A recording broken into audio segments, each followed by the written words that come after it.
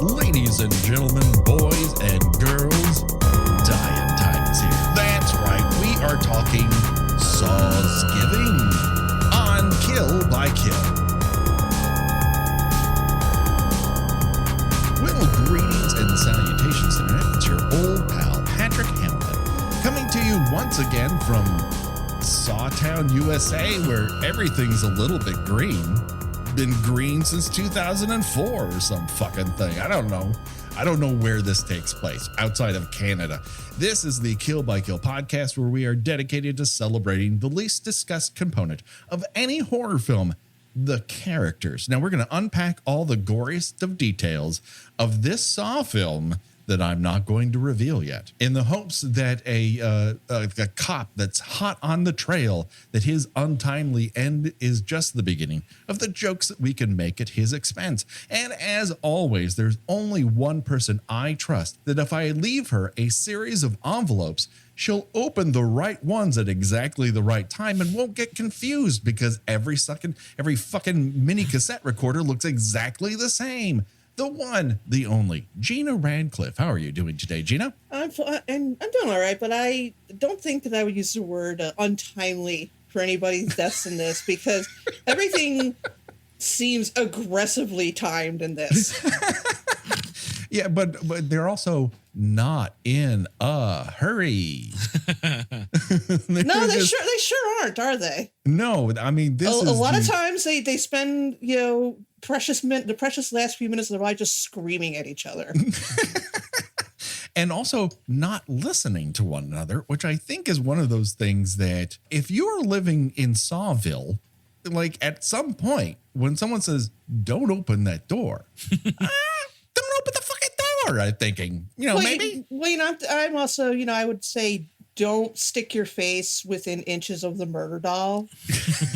That's something that you want to avoid doing. Yes. And speaking of getting your face too close to a murder doll, I don't want to alarm you, Gina, but we are not alone. That's right. We have a special guest. And of course, you know him as one of the gang from one of our favorite podcasts, We Hate Movies, the one, the only, Steven Sajdak. How are you doing today, Steven? Thank you guys both so much for having me. I am also really glad that you didn't go for the obvious. And speaking of murder dolls, here's Steven Sajdak. I was like, oh, here it comes, this son of a bitch. I'm glad it didn't happen. You're cute. You're white. I mean, you could make the one-to-one there. I am a very short man. But thank you guys for having me. And yes, I do think that this movie takes place in Emerald City. Like, this is the greenest of all these movies that I've seen so far. It is aggressively green when it isn't obsessively gray. And then at the beginning, it's like, why don't we throw in some brown? It's picking all the worst colors to splash upon a screen that you could possibly do. And it's like, well, here's a bouillabaisse of Yeah, this is my third venture with the Saw franchise. I saw the first one in theaters, saw the second one, and now I've skipped and went to the fourth one, but I did read the Wikipedia plot summary, so you're welcome. That is more effort than I put into it. I saw the first one eons ago as it just like splashed across cable, and I said, well, that's a thing that I don't need to invest any more time in. It's not to say that others, I can see this as a certain generations. This was my introduction to horror, or I thought this was really cool, and then I started watching better movies. Like they have an emotional investment in it that I do not, and that I put into, trash like Friday the 13th and A Nightmare on Elm Street. Whether or not anything's better than the other, I'll leave to somebody else. But I will say, I don't need to do Sawsgiving 2021. And that's a spoiler alert. I'm glad to be on the one and only. Yeah, this is a Kill by Kill exclusive. I'm going to leave the rest of these to someone who has more genuine enthusiasm for them, because maybe it deserves it. I wouldn't know, but I found it confusing and a skosh boring, but everyone is really trying for a movie that I don't seem to be watching. It seems to be something more nervous, full of energy, and everyone's pounding walls. And I'm like, I don't really care. Like, get to the next thing where you press the micro cassette already. I don't know why we're having this domestic drama or looking at the cover of Civil Engineering magazine. Or which magazine is he? It's like an interview with the 95 biggest criminal masterminds. I think that's actually the little banner headline, which is like ridiculous. And maybe that's a joke on purpose, or maybe this movie's that stupid. In either case, more of that, please. Yeah.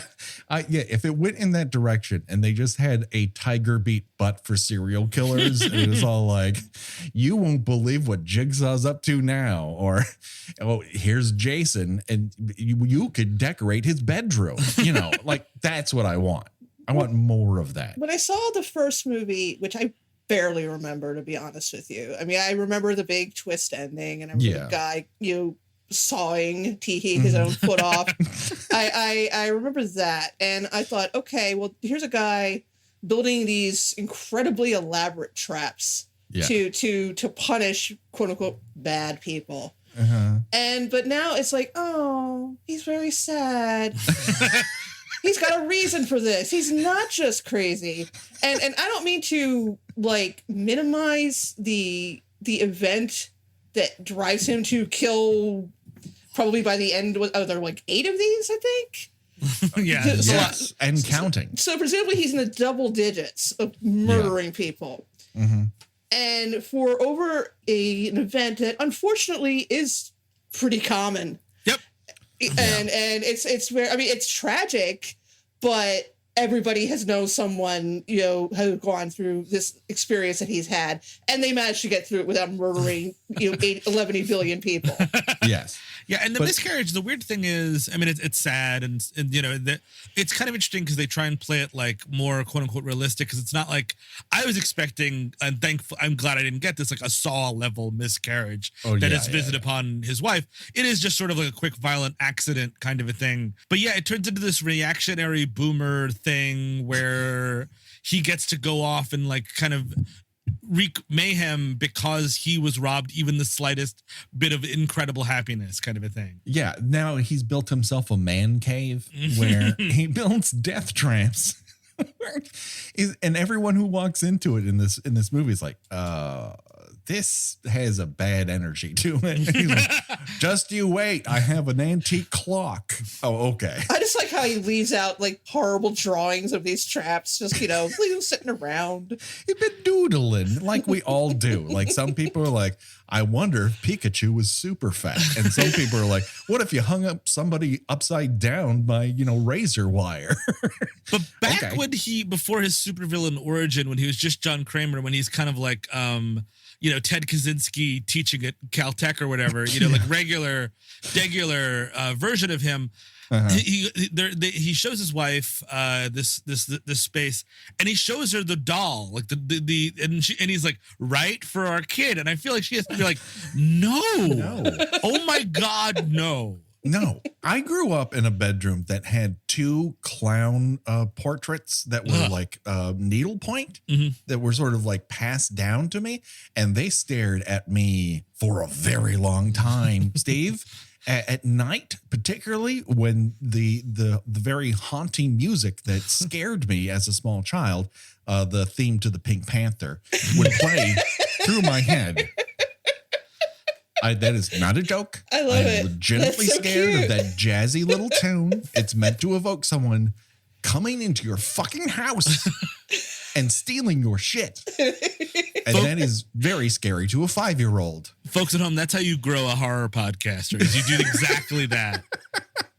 It's a 1-to-1 step. So I don't want a wooden puppet with the spirals on the cheeks. Like, there's no part of that says a kid will love this at all. And it's also like partially wood, and some of them explode in your face. This whole thing is really involved with the ins and outs. I was actually the most viscerally moved, and not moved in a real way, but moved and like kind of disgusted by the autopsy. I was surprised how much they go for it in that autopsy. Yes. Well, I was eating a sandwich while I'm like, well, I regret this. Yeah, I did this one like 4-ish o'clock, and I was like, I'm glad I'm not eating. And I'm sorry. Did you finish the sandwich? Eventually, yes. Good for you. Good for you. But we should probably reveal what this actual movie is, because I don't believe we have. It is Saw 4. It's Saw 4, everyone. That's what won. Saw 6 was way ahead on Twitter. And then for some reason, Saw 5 had a very nice lead for a while. But when I combined all of the social media things, Saw 4 eked out by 2 votes. So that's what we're watching. I have no point of reference outside of knowing pop culturally what Saw is. And it starts like every movie I want to watch. Straight up some dude's wang. I just want unit. Yeah, do we get a clear shot of that dick or what? What's going on? I have the unrated edition, and you get to see it both straight on. Okay. Like from the perspective of his feet, right up in there. It's a little shadowy in the taint area. I have it paused right now. And it's a beautiful tracking shot, just panning right across his feet, so that Quentin Tarantino, something for the Quint. Mm-hmm. And then when it passes back in a different shot, then you get it from profile, so that you can really go, is there an angle to the dangle?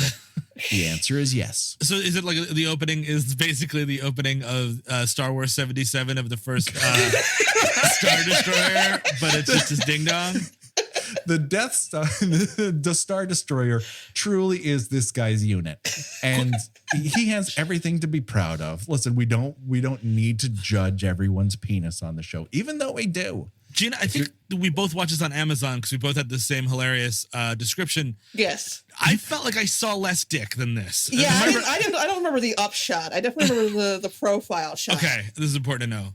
Yeah, I have the unrated the Blu-ray set was on sale from Walmart for $8.99, and I said, "Well, what if this becomes a tradition? I don't know. Someone at the library is going to have a lot of Saw movies coming their way, and that's okay. Another generation will benefit from this." But you're right. I do love that they're peeling up his skull and cutting into him, and it requires effort. Here's what I don't like about it, and that is the coroners themselves seem to be going, ew, this is like 2 p.m., dude. This is all you do. Yeah, that's true. You shouldn't be shocked or disgusted by it even a little bit. Like, oh, this serial killer's brain is so extra bloody. No, it isn't. It's the same amount of blood like anybody else who walks in that joint. Well, although if you are walking into a coroner, you also have a problem that's unto yourself. I think one of them even says, like, this guy had a bad day. I'm like, doesn't everybody in your line of experience, sir? What body comes into the morning like, this guy won the lotto? It's check out this lucky son of a bitch. Yeah. The sunny side of the street lands right here on this slab. But they also handle his brain like it's a time bomb. They're like, oh, I don't know about this one. I might catch serial killer cooties from it. But right away, they find a message in his tummy, just like that Police song, Message in a Tummy. And it is revealed that at some point in the past... Oh, they love flashbacks. Roughly 65% of this movie is flashbacks. I don't want to end up with that fucking cinema sins bullshit. But there is several incidents in this movie in which it appears as if multiple people are having the same flashback, or is that a tale being told and I just get to see it? I mean, the problem with this movie is it's incredibly complicated as to what time it is, which is a weird movie with an actual ticking clock. You know what I mean? Yes. But it's like it's trick. The whole idea is it's going to trick you. You think this is all You think that this is happening chronologically. You think Jigsaw's dead the whole time. Oops. Meanwhile, this is happening while part 3, I guess, is sort of happening for the most part. Yeah, sure. I assume that too, that rather pudgy man is who runs in and goes, "Where's my daughter?" And you're like, I don't know you. I've got a lot of shit going on, dude. Apparently these are supposed to be concurrent, like 3 and 4. So 4 is technically not a sequel to 3. They're happening at the same time. It's a parallel sequel. Yeah, I gleaned from reading an article. I had no idea from watching the movie what was happening. I just thought that this guy, Jeff, was just somebody that I had overlooked earlier in the movie, or another one of his victims who had escaped at some point. I'm like, I'm just going to go with it, because another problem with the movie, besides its liberal use of flashbacks, is liberal use of actors that all look like each other. Yes. Oh my God. Like one of them could wear a cap. One of them could have a beard. Yep. Oh, wait a second. One of them does have a beard, and it looks like something out of. You remember that toy that you would create a magnetic beard Willy for Willy? people? Yes. It looks like Willy Willy Pro at best. Well, I just think if you've been trapped in a basement for that long, like it's okay that like maybe Jigsaw shaved him. Like just have long hair. What the fuck is this?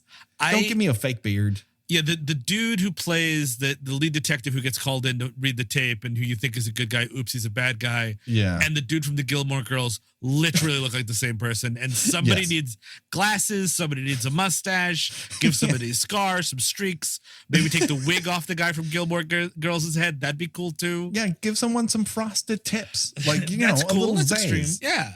Yeah. And I really did enjoy that cutaway shot to Jimmy Jigsaw swallowing, like covering a micro cassette in wax and just stuffing it in his mouth. And you're like, so he swallowed that wallet-sized package with dry, like not even with a cup of fucking water. By the Come way, on. whilst dying of cancer too, like, you know what I mean? Like his mouth is definitely dry and his digestive system isn't working properly. Sorry to say. Yeah. No, because it doesn't really eat it right. Like he really is determined that like, oh, I'm going out in the next 5 to 6 hours, I guess, because otherwise your stomach acid would actually eat that wax away. It's not going to stay in there forever. Come on, everybody.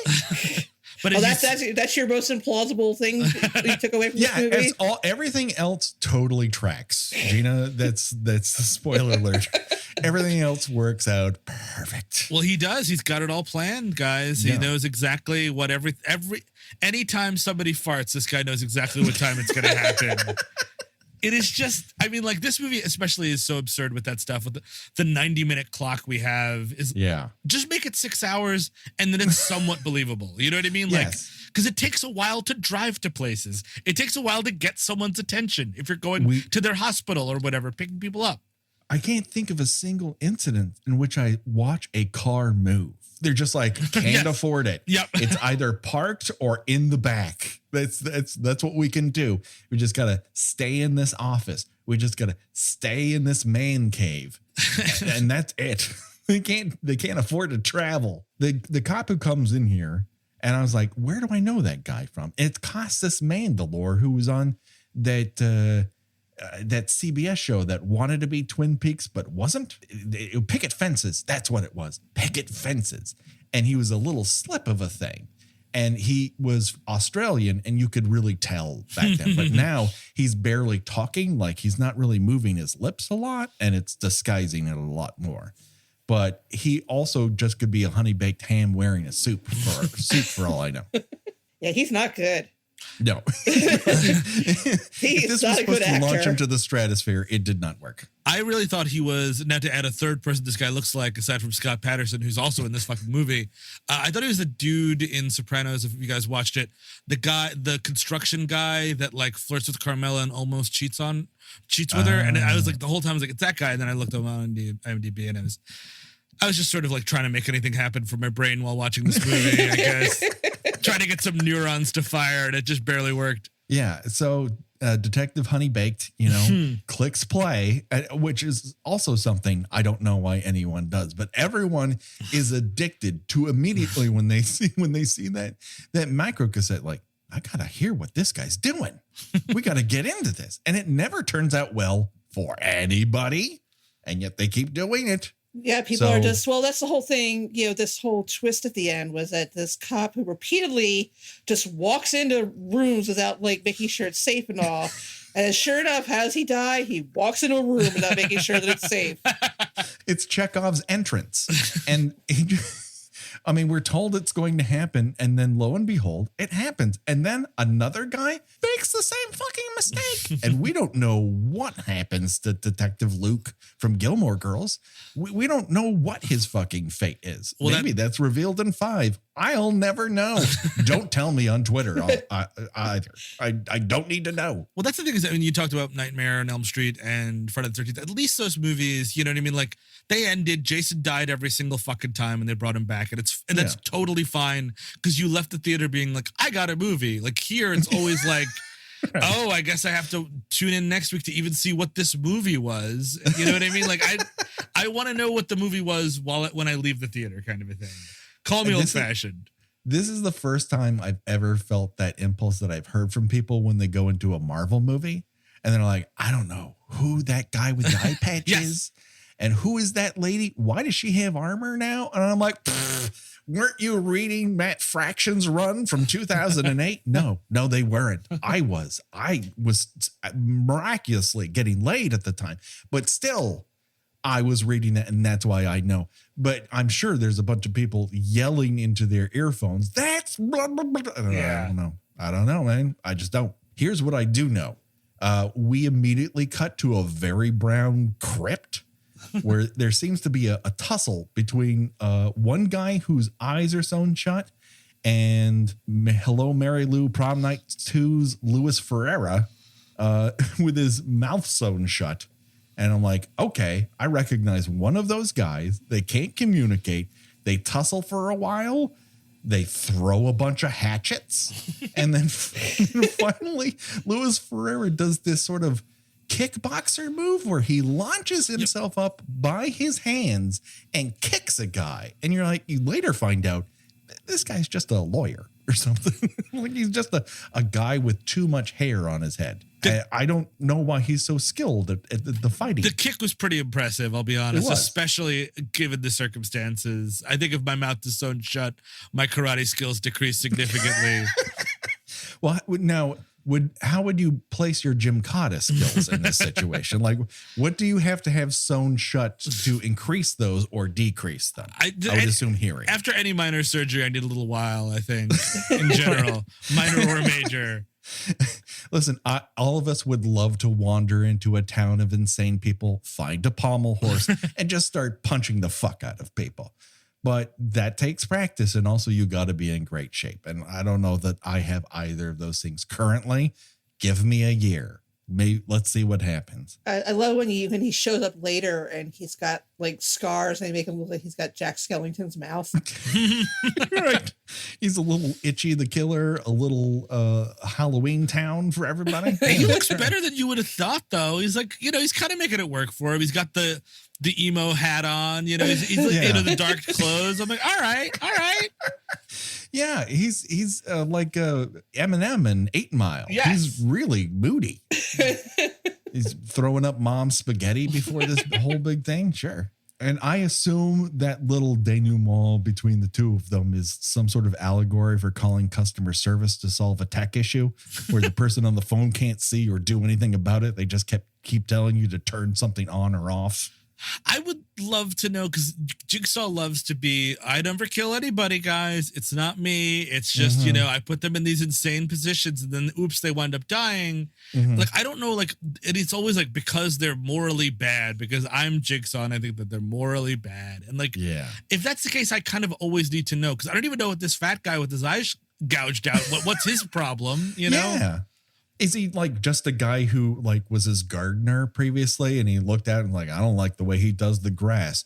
You're next, pal. I don't know. I'd love that backstory because it gives everyone else's backstory. Yes. So first we have to go back to green from brown. Very important. That's how you know something. And the confidence that this movie has and that it can just focus on any random guy.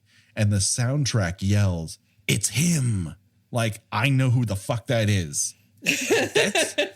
Oh, good. Like, this guy's back. Yes. Hey, it's, and it's like, hey, remember 3 years ago when you saw that other movie? It's that guy. I promise you, you know him, don't you? No. All right, you will, because you're going to get a whole lot of them throughout this movie. But the SWAT team has employed 1/3 of a chopping mall robot, and they just send it inside of this dark lair. Did anyone else see that what could constitute a joke in a Saw film, which is very bizarre to me? It's called iRobot. It's a lowercase I with an uppercase R. I was like, wow, that's a joke. Holy shit. We would have been the only people in the theater laughing. Yeah, I mean, for a movie in which a guy gets his head crushed by 2 ice blocks, it's remarkably humorless. Yes, I think that's a problem. Like, that's a great joke in any other movie. And here it's just kind of like, well, that happened. Why did it take 90 minutes for it to happen? 90 minutes, that feels like 145 at least. And all it was to teach this other cop a lesson is, hey, you should be less impulsive. Yeah.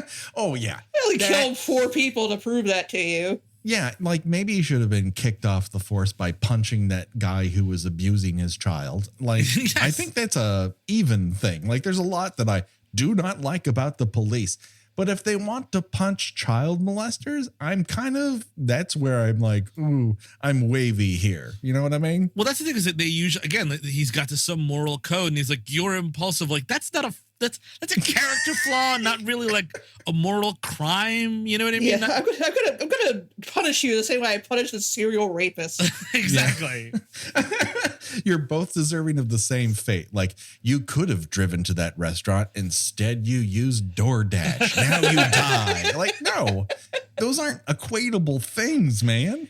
So everyone runs into this little, terrible looking green spot because every place in this town looks like it just leapt out of Seven. Yes. They're definitely going. I don't know if all the movies kind of follow this, but this is definitely trying to go for a Seven vibe, where everything is universal. Everything is just covered in a layer of filth. Yep. Like everything. Everything looks like it was raised in the Titanic and then just put on shore. This is, out of the 3 that I've seen, this is A, the most Seven-esque, and B, the most just grossest, and also poorest directed. The transitions are hilariously bad. Oh, yeah. We could spend the whole rest of the episodes talking about the quote-unquote cinematography in this, which consists of a lot of random slow motion, a lot of, somebody hitting the wall, then 3 more times will hit it, it's cut like a music video.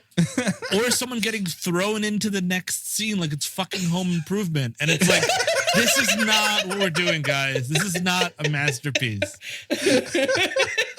Like, because all of a sudden it becomes a music video. And you're like, look at this continuous shot. You're like, well, I mean, I guess if you were going to do it all the time, but half the time there's just these random flash cuts and the sound of a power saw, which I guess is somewhat connected to the actual theme of the movie.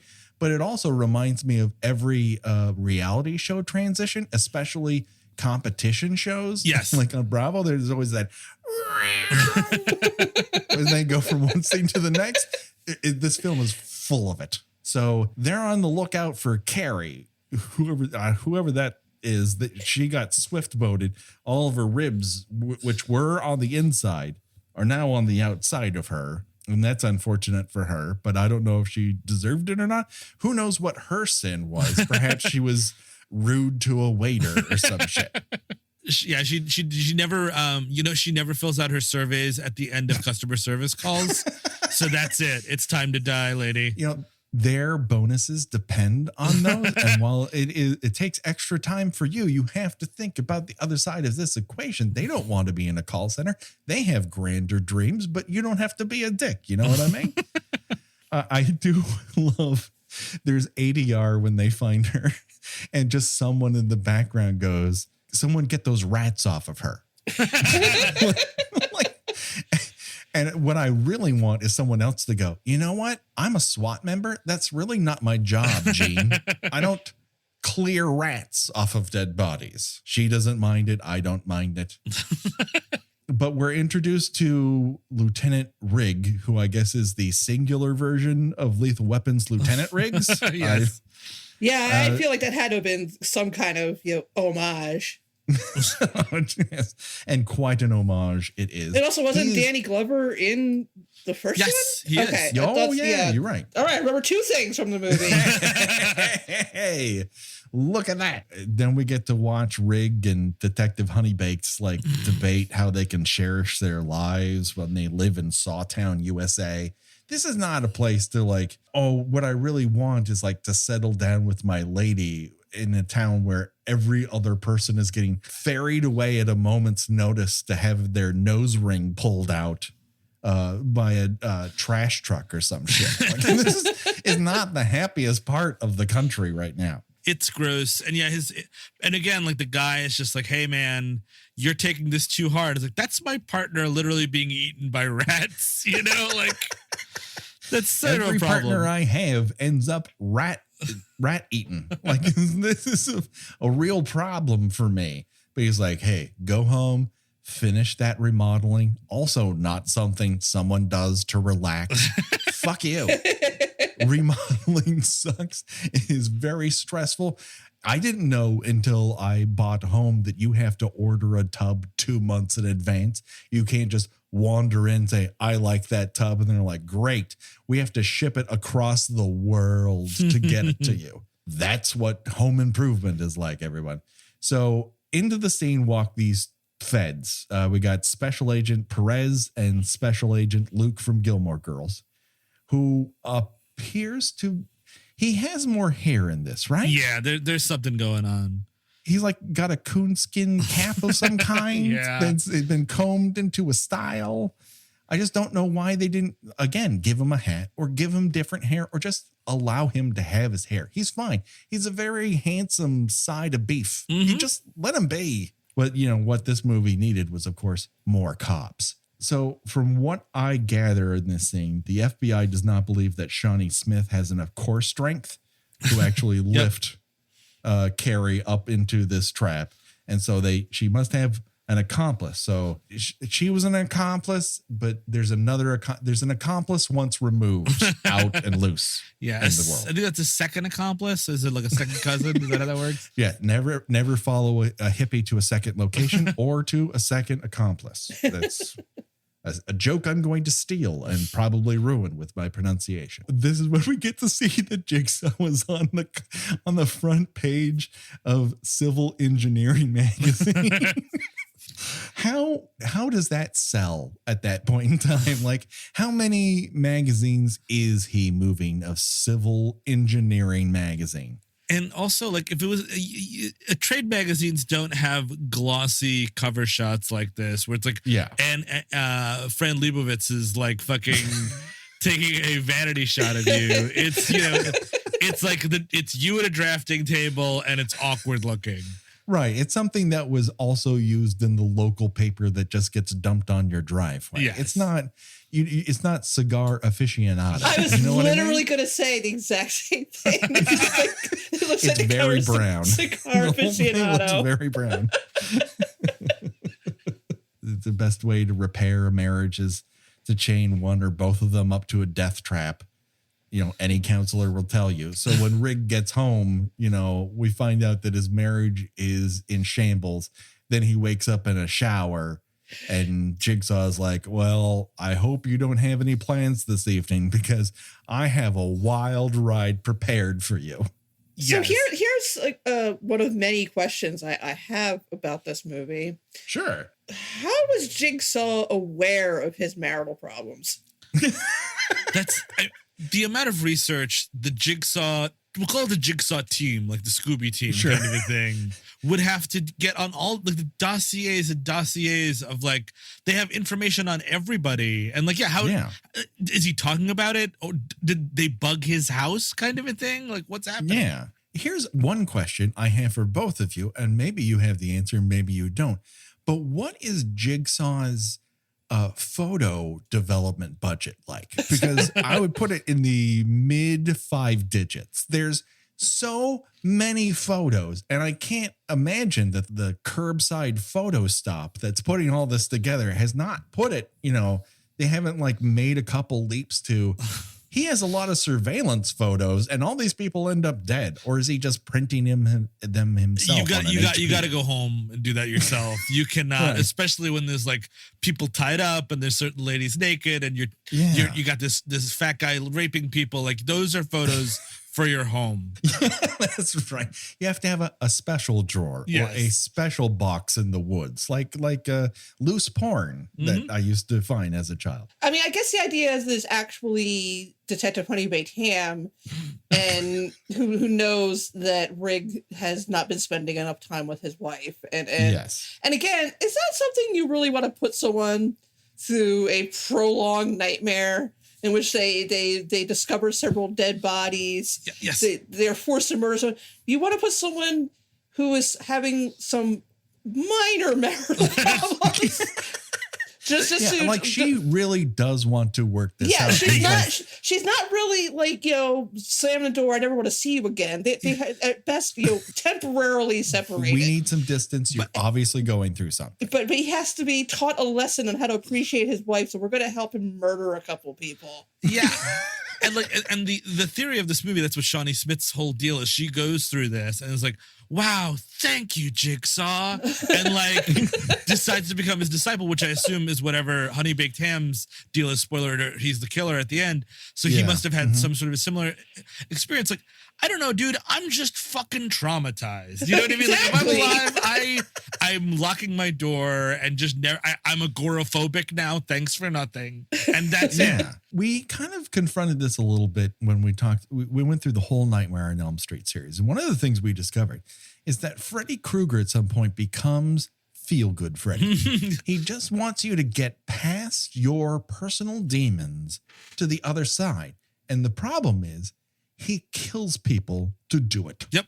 He's like, you don't like your wheelchair? What if your wheelchair attacks you? See, it's not.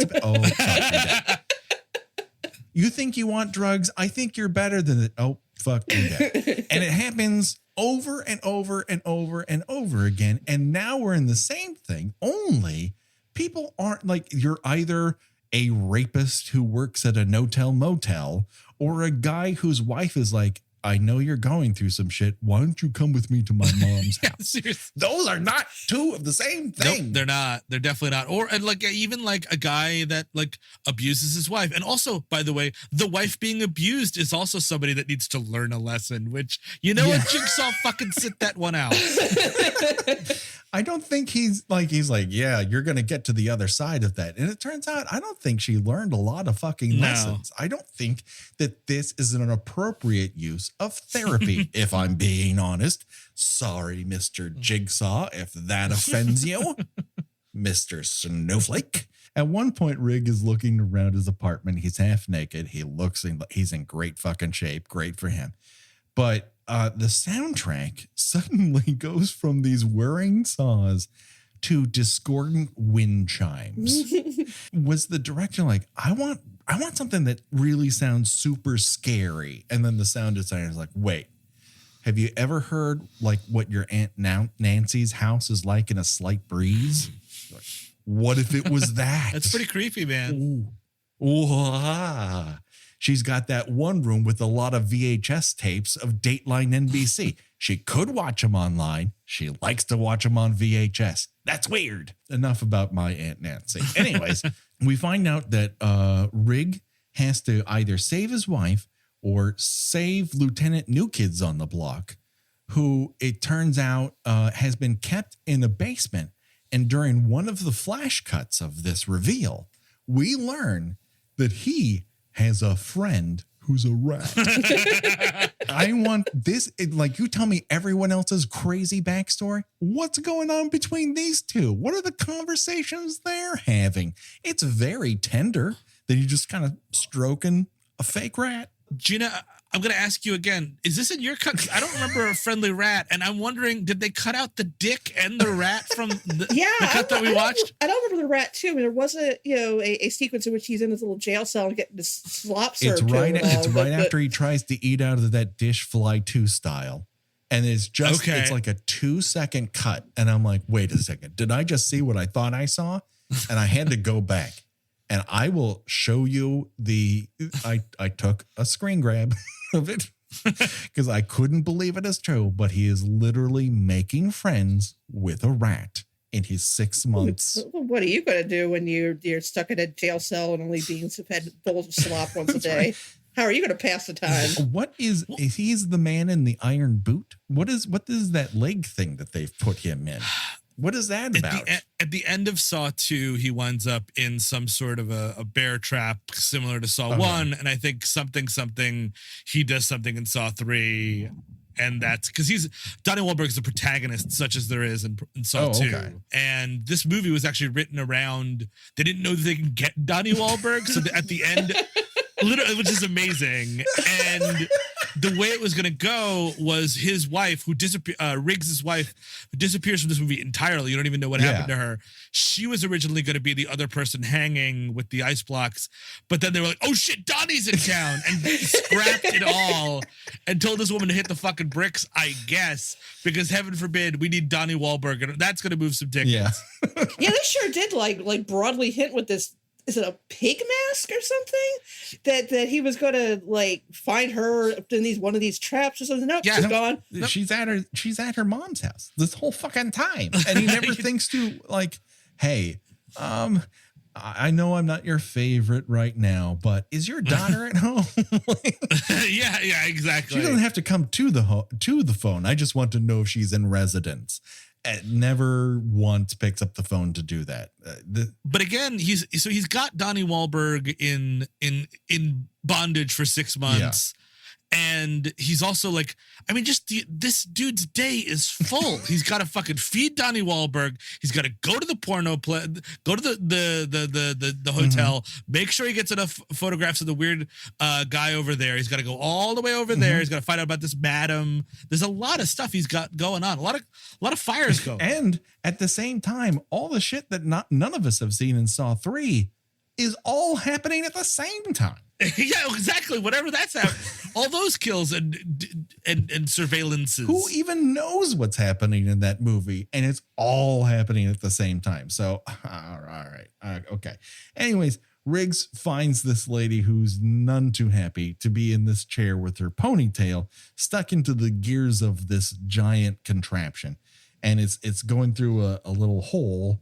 And so if they don't stop it, it's going to pull her scalp off. Spoiler alert, it pretty much pulls her scalp off. Here's the thing I'm not quite too sure of. She is submitting herself to this in a way in the hopes that she won't die, and then she can kill Rig with a knife that only she knows the location of, instead of telling him, hey, I know where a knife is to cut me out of this fucking thing, and then taking her fucking chances in court. Yeah, I mean, like I guess she's like a madam of some kind. Like she runs a group of sex workers, and you know that's a bit a higher crime, but still once and this is the second the autopsy was very visceral for me. The hair pulling, I was like, this is too much. Yeah. I was like, oh god, that sucks. I don't like face damage. It's not my thing. Yeah, so I was like, dude, this is I'm tapping out. Take me to jail right now. Just give up where you know where the knife is instead of going, can he put together a 3-number combination that spins around a circle? Come on. And how does he know which number goes first? Oh, I may have some problems with Saw, everyone. I hate to be a downer, but I don't get it. It's just not for me. I don't mean to yuck everyone's yum, but it's yucky. As aggressively complicated as it is, it doesn't need to be, and none of it really pulls together. Yeah, there's always logic problems, and like again, like not to be cynicism about it either, but like it at a certain point when your movie is so like this is the perfect trap. Well, no, it's not, because it doesn't make any fucking sense. You know what I mean? Like at a certain point, you have to own that. Like I think. We'll get to what your favorite thing is, because I think we're all gonna end up there anyways and choose your own death venture. And I you guys are gonna have to tell me if I missed any actual deaths, because I was so confused what was happening at the end. I was just kind of I watched it through my fingers. I couldn't fucking follow it. Here's another thing I wonder about Team Jigsaw. What is their sleeping gas potion budget? Like, are we talking low 6 figures? how does this civil engineer have so much sleeping gas available to him? Like, is he the Joker?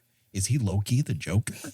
I guess That's the only person I've seen who's got this much I put everyone to sleep gas. I guess he's making it himself because he's such a genius. Sure. You know what I mean? You buy that shit in bulk and you make it at home. Right. Yes. Well, like, why go to the restaurant when you can make that hamburger? Like, you can do exactly. Yeah. It's just convenience. So for sure. Yeah. So hold the phone.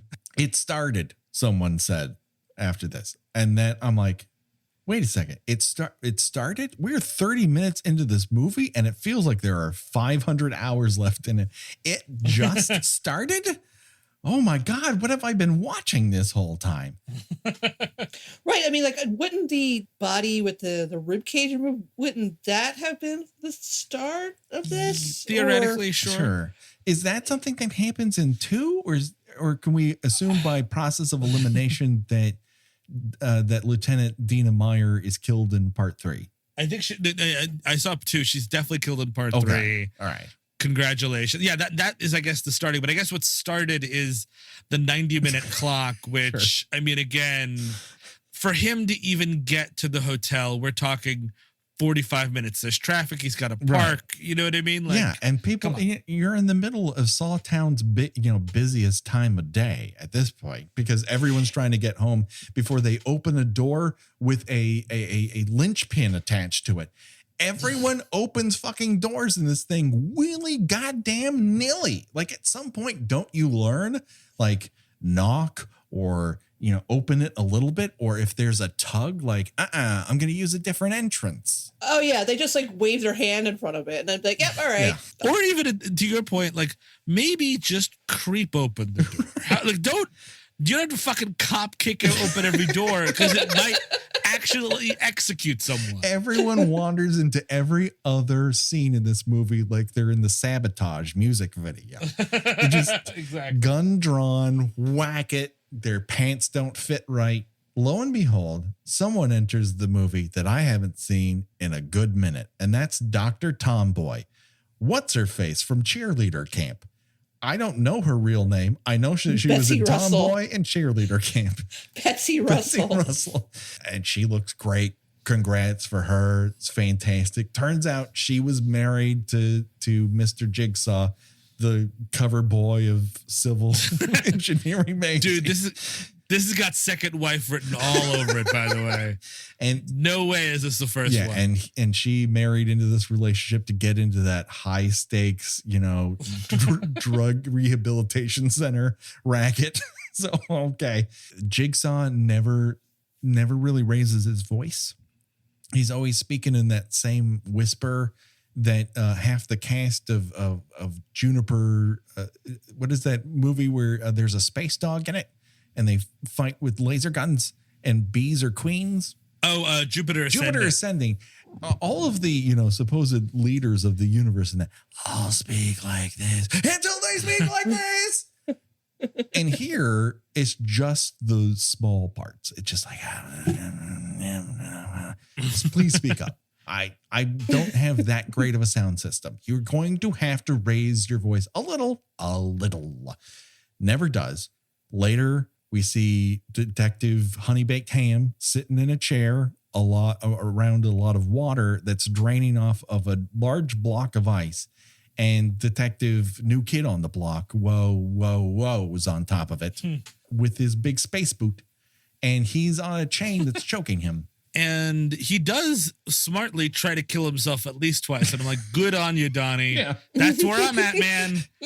Let's just cut to the chase here, Jigsaw. Yeah. I know where this is going, and it's going to involve my balls. You know what? Let's just get out of here. And now I'm dead. Congratulations. Yeah, like, there's no good end to this. And I'm no longer with my best friend, Mr. Rat.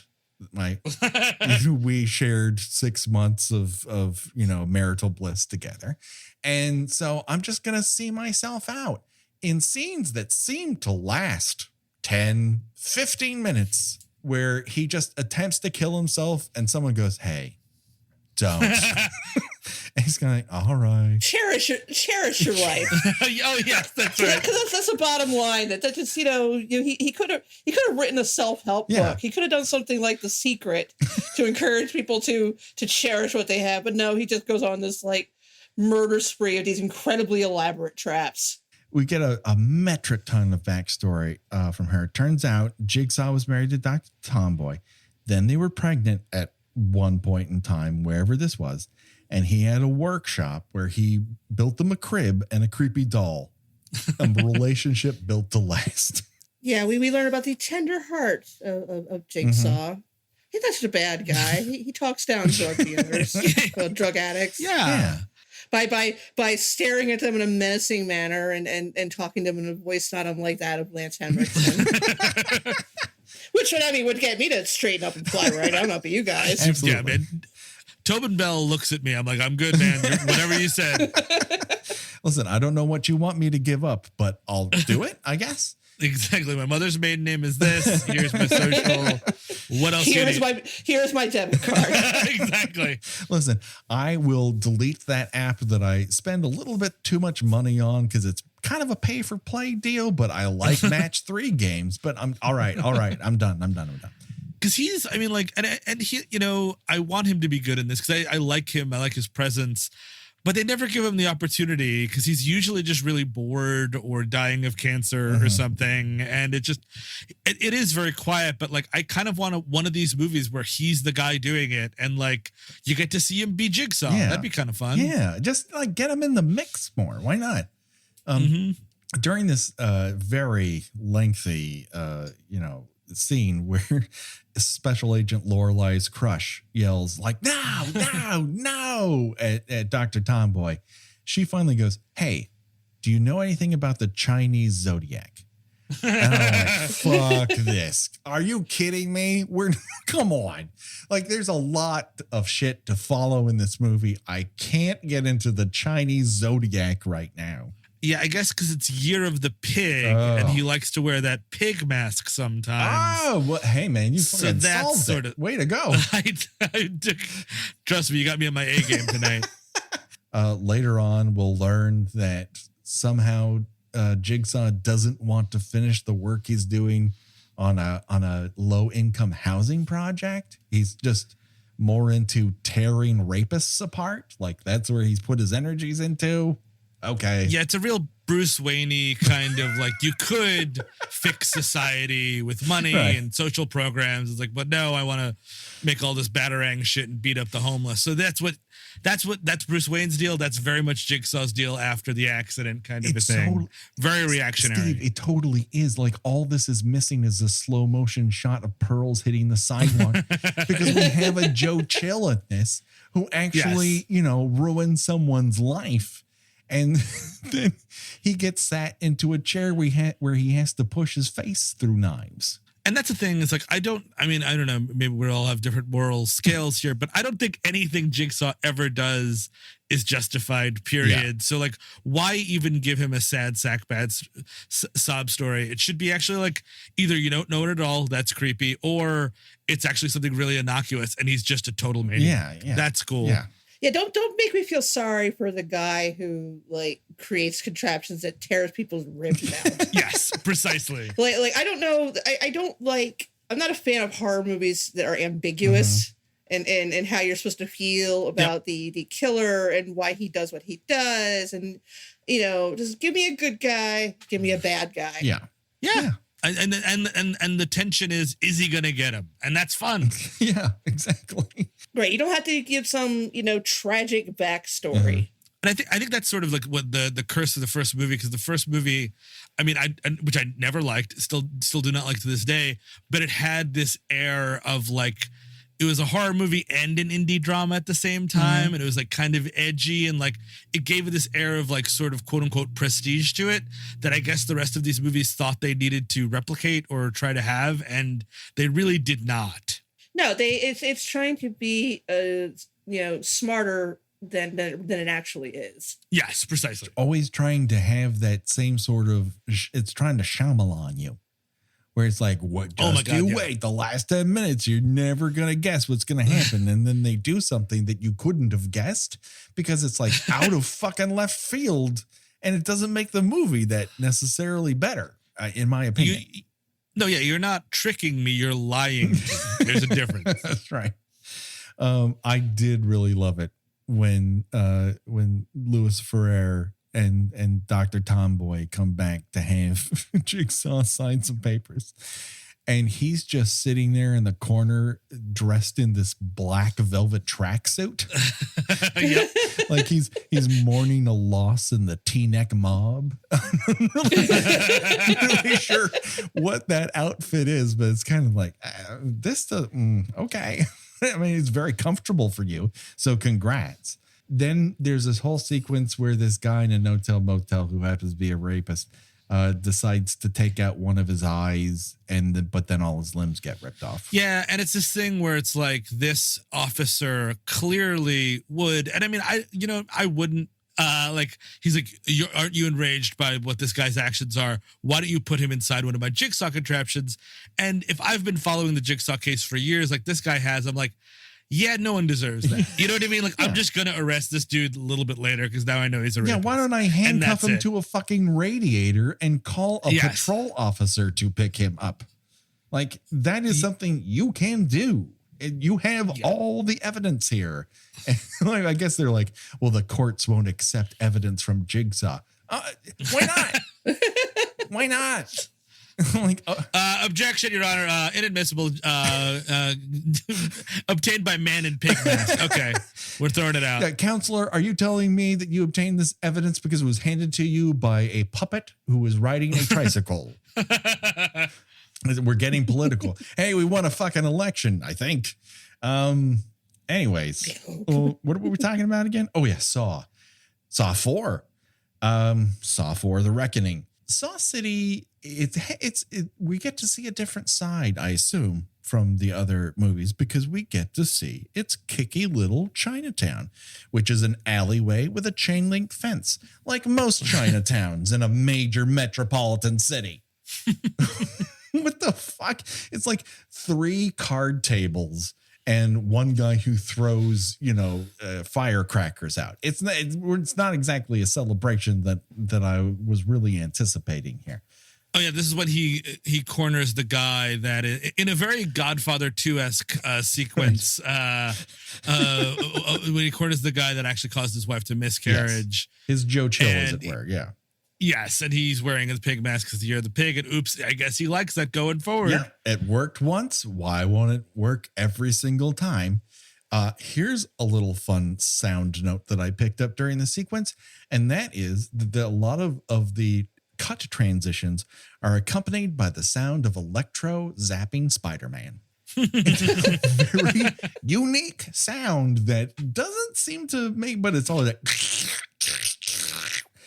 And like, okay, but like he's pushing his face through knives. It's not really an electricity-based contraption.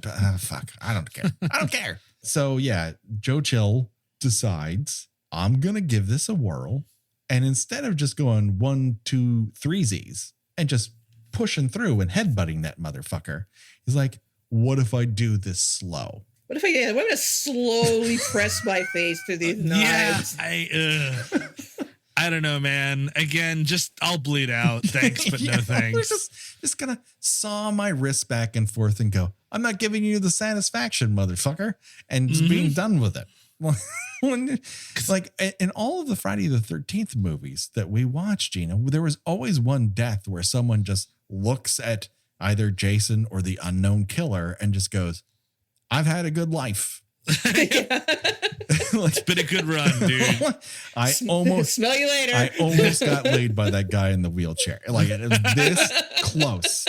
And then it didn't happen. So I'm going to fade nighty night.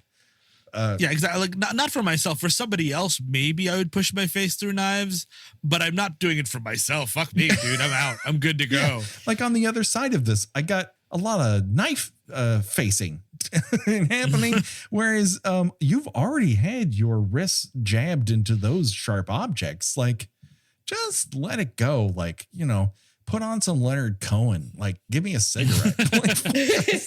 What I think is the funniest thing about that scene is like he does manage to get his face all the way through. Don't ask me how. And then basically like he just runs at Saw and then falls into like this like hillbilly wrestling trap. That's the thing that really pissed me off. I'm like, you know what, Jigsaw? I played your game. Yeah. And he's like, hey, come on. You gotta do something.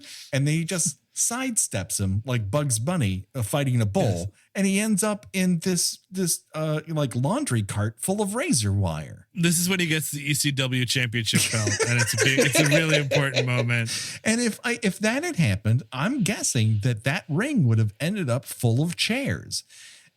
Have you seen that clip where like I think Cactus Jack wins a championship and the entire ring ends up full of chairs and the announcer's like, please stop throwing chairs into the ring. I mean, I do think that was sort of, I mean, I imagine Mick Foley has more to say about this, but like when you're known as Extreme Guy, people would probably like poke him with shit on the subway and be like, dude, could you not? I'm with my kid right now. That's my day job. I don't come to your sandwich shop and like drop kick you. All right. Like just let me be. Okay. I'm just trying to get across town. So from this point on, like it's just a race to the finish where you set up a bunch of things where Louis Ferrer takes off his coat and he's got a big crab claw on his neck for some reason. And he can't. That was a bit unexpected for sure. Yeah. Like he's been through one of these things and he's like, hey, wait a second. Why don't you go through it again? If you can't bring someone over to your fucking side at this point, like what is the recruitment process here? It's just like, all right, fine. So meanwhile, you know, Detective New Kid on the Block is continuing to slippy slide and Detective Honey Baked Ham is just going, and you're like, well, he's definitely in on it because that's the Saw thing. One of those people in the room is fucking in on it. So it's not that big of a surprise. And then there's a big note on the doors like, don't come in here. This is the final test. Don't do this. And Detective New Kid on the Block's like, don't open the door. And he's like, I'm gonna open the door, right? Don't open the door. I'm coming in. Don't open the door. All right. You want me to open the door? Okay. I'm gonna Kojak my way through this motherfucker. All right, hold on there. I'm hearing you yell, open the door. No, I'm saying don't. I'm hearing do. Is that a Canadian accent thing? Because I don't really get it. Like, I'm just going to come in through the door. Don't. And he does anyways. And then everyone starts shooting. And then Louis Ferrer looks up to the ceiling because who wouldn't? There are two massive ice blocks on either side of New Kid on the Block. And as soon as he comes through the door, those two things come and smash his head in. And I'm like, oof. Finally, like something that's fun. Yes, it is. Wowza. And also, how is he keeping those ice blocks chilled? My question are there just on the ground level? It's super hot. Like heat rises, everyone. That's how heat works. But I'm not on the cover of Civil Engineering magazine. So what the fuck would I know?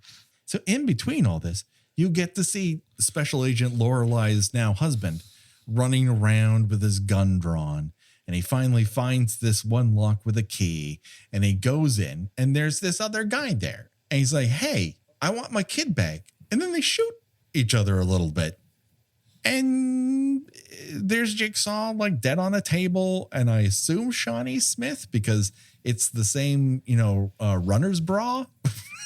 Yeah, I think that's supposed to be her. It seems like it is. And then there's somebody there whose like head is like basically a pile of hamburger. She appears to be wearing that flying saucer magnet thing from Wild Wild West. Yes. Like that was the movie they decided to reference. Okay, sure. And in a horror sequel, man, I should be able to just pop it on and enjoy. And I'm not doing any of that. I don't need to have met any of these people before. I don't need to know their names. Just in media res, catch me up as we go. give some of them a funny habit.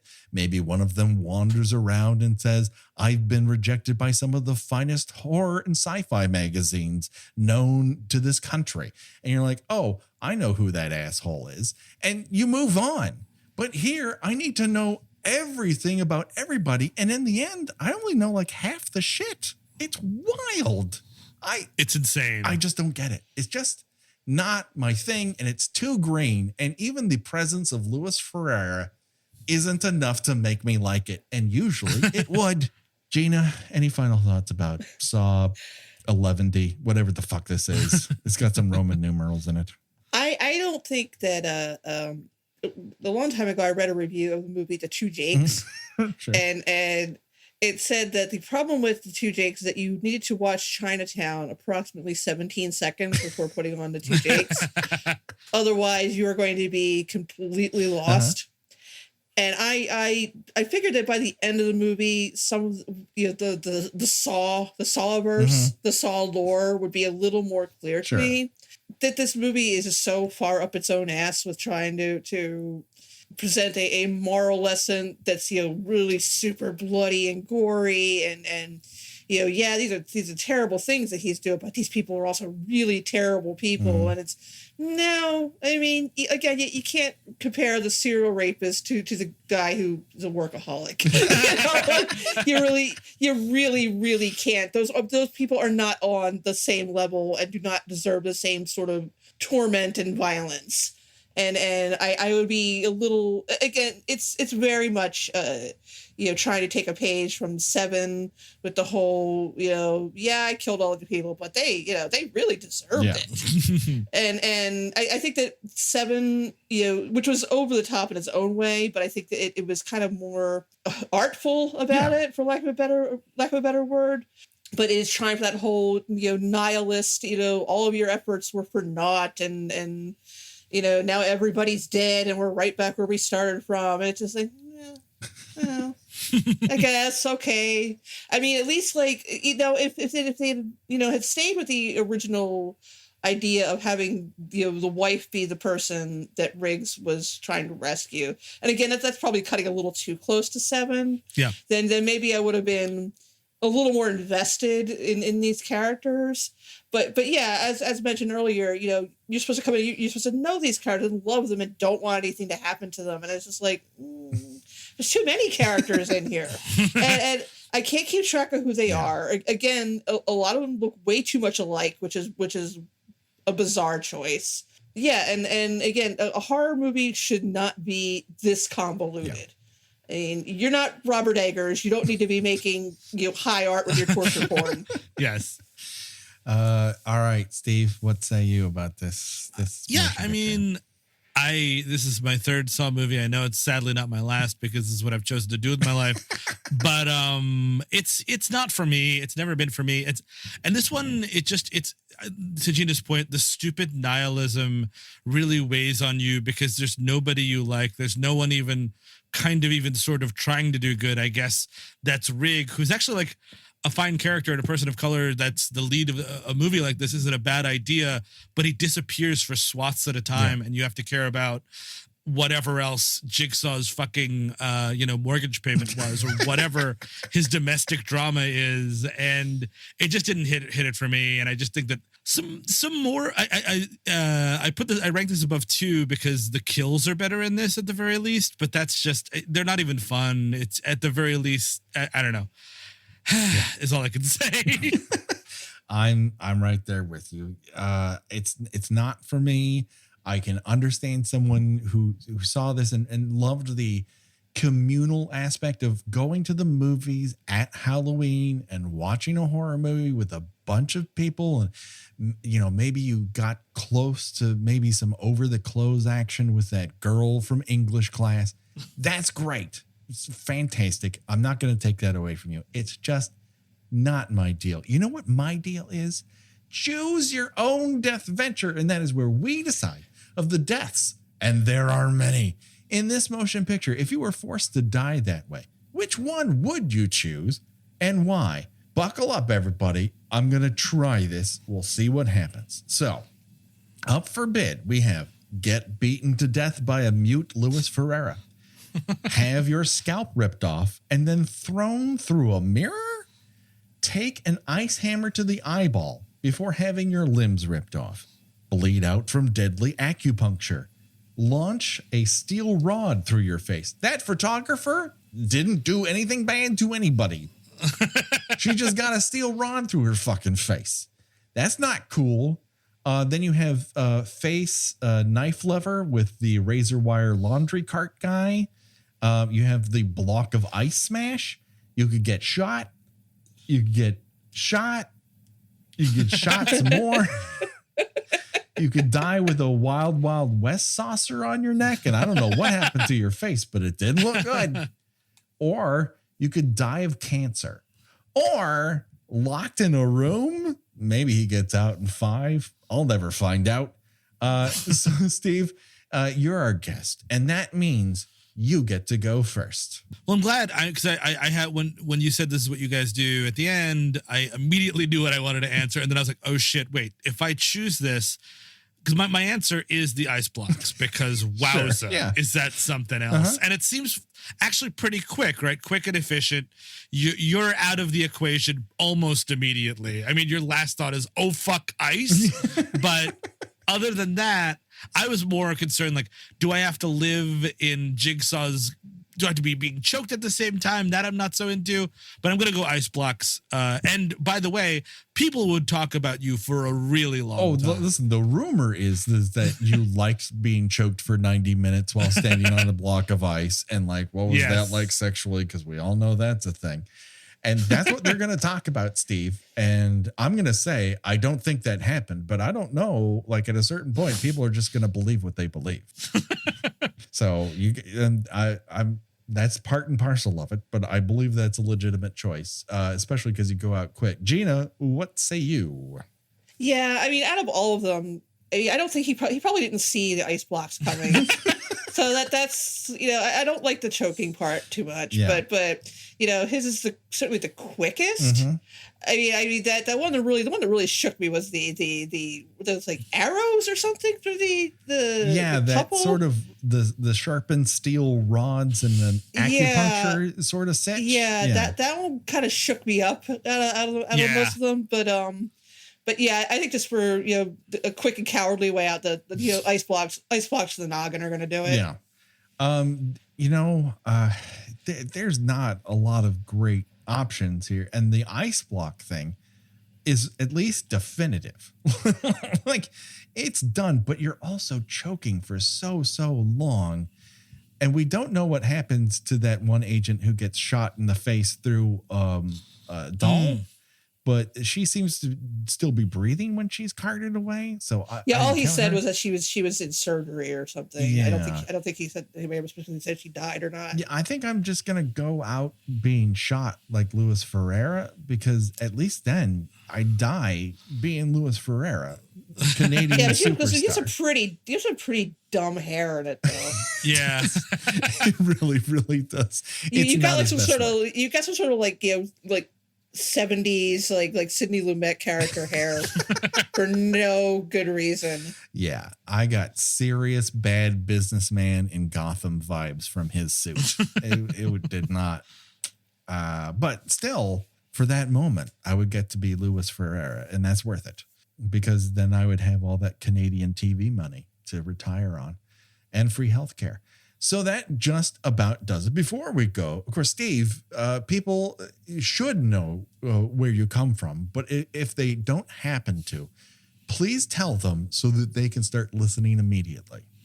Oh, thank you so much. And thank you both for having me on. This has been super fun. We've all talked to each other on Twitter. It was nice to meet you pseudo in person, or as in person as we can get these days. True. Yes. I'm part of a podcast called We Hate Movies. We are a bad movie podcast where once a week on Tuesdays, we drop a new episode on movies that are bad. We talk about them for about now goddamn 2 hours at this point, and make a lot of silly jokes and bad impressions, and go on really long tangents about God knows what, usually bathroom related or hot dog related, or eating a hot dog in the bathroom, depending on. So if any of that sounds to your fancy, go to whmpodcast.com. You'll find out all about us and all that stuff. We have a Patreon as well that gets even more stuff, but I'm not going to bore you guys. Go to whmpodcast.com, and thank you for having me. Oh, an absolute dream come true. We're genuine fans, and so happy to have you. I particularly recommend the Blame It on Rio episode. It's probably one of the funniest, just Wall podcast, one of the funniest things I've ever listened to. Thank you. I particularly love, and I didn't think I would, but I just remember laughing so very hard at your 3 Men and a Baby episode of just picking apart the fact that all of this is really a Coke deal gone wrong in this family movie. You got to watch it. Gotta watch these movies close, man. They'll sneak a Coke deal on you like that. And you guys, I think this is coming out the week we're recording it, and then it'll be a couple weeks for this coming out. But I think you're also covering 10 to Midnight, which I can't wait to listen to, because we had a lot of fun talking about that with your castmate Eric on our show. I know. He was happy to go back to it. Yeah, that's a fun, weird movie. It's super, super weird. And I'm sure you didn't have as many arcane LA references as I dove into it. It means nothing to you where they're driving. And I'm like, wait just a second. That was used in Beverly Hills Cop. And people are like, oh my God, why do I listen to this again? Anyways, that just about does it for us. Gina, where can people find you on these here internets? I am a writer over at thespool.net. I review movies and television.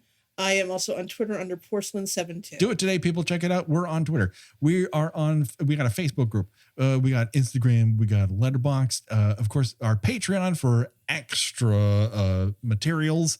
I'm sure we're going to have a fun one for November. I don't know what it is. It's going to be listener's choice. And of course, you got Dish by Dish on every other week, where we talk about an episode of Hannibal and drool over the food which might be made out of people. And next week or at least 2 weeks from now on Kill by Kill, we'll be talking about the direct-to-video wonder that is Doppelganger.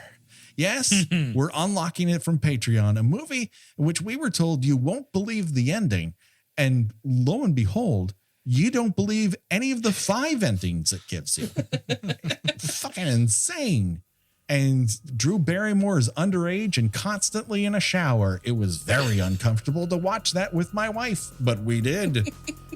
And that just about does it for myself, for Gina, and for Steve. Don't worry, folks. The body count will continue. Bye-bye, everybody. Bye. Bye-bye. Thanks again.